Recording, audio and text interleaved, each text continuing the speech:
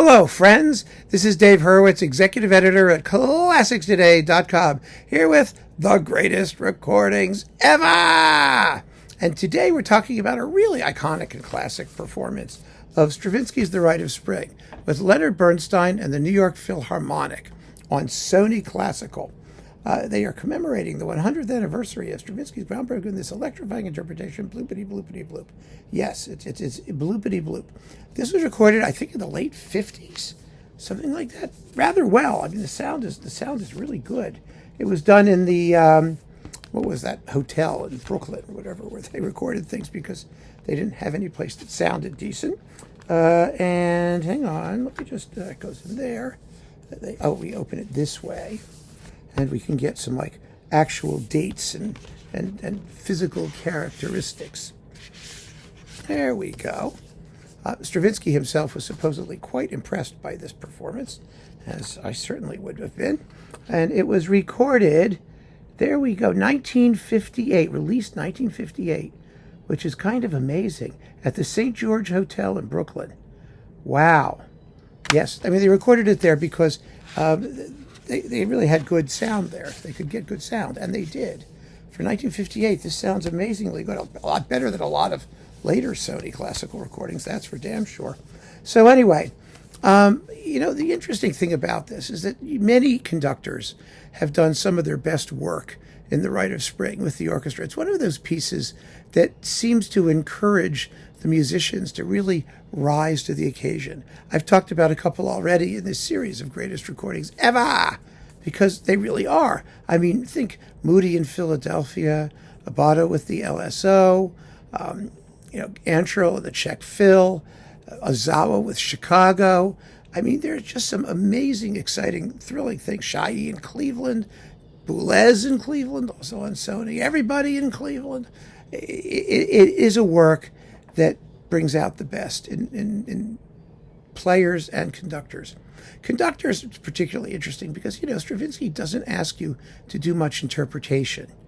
He just asks you to play what he wrote and to play it accurately. And, the orchestra can bring its own personal character to the solo lines and to the corporate, ensemble sonority. But the conductor is not asked to, schmooze around. Stravinsky had none of that. He was totally not romantic. And although this can be seen as sort of like one of the last great excesses of romantic nationalism, I mean, there's a case to be made for that. It's not a work itself that asks for you to do that much. Just keep it moving and let everybody play like crazy and conduct the crap out of it, and you're in business. And make sure that the sacrificial dance is exciting. And Bernstein actually manages the semi-impossible feat, I say semi-impossible, of bringing something of himself to the music while also just conducting the crap out of it, which is what you want to hear. What does he do? Well, what he does, I think that's most interesting, happens at the very end, during the sacrificial dance. At the sacrificial dance, it builds. And usually, you want to play it fast and brutal.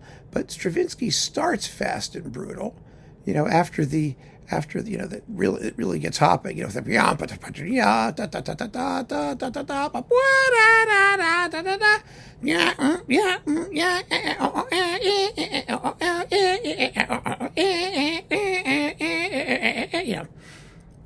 you know the part, right? I mean, you can sing it yourself.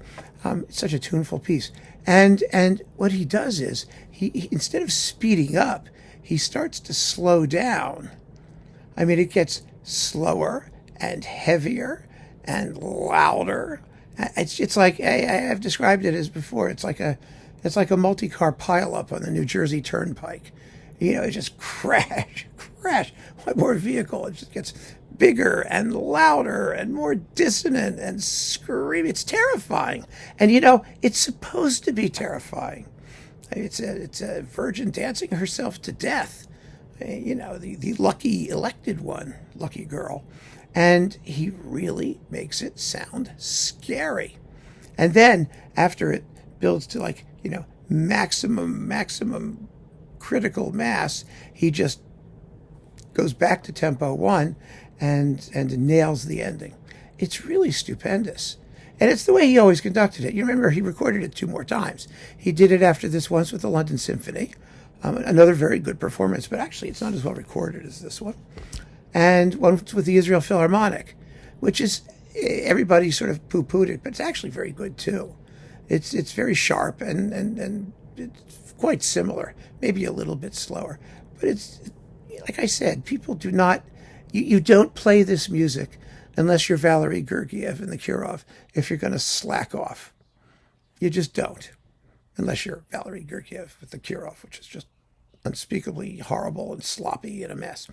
But generally speaking, people know that they have to put their best foot forward, and the competition is incredibly strong. So you're in really good shape. But this remains, for that reason, for its individual qualities, and its extraordinary playing for 1958 and good sonics, and really an iconic version, and one that really helped to put Bernstein on the map as a conductor as well. I mean, it was a major statement. Now, this particular issue of it is only the Rite of Spring on 1 disc, which is, 30 minutes of CD. But you can get it in various other configurations. And frankly, I'm fine listening to 30 minutes of it. When it's over, I want to go, okay. It's enough. Unquestionably, one of the greatest recordings ever. So keep on listening, friends. Thanks for joining me. Take care.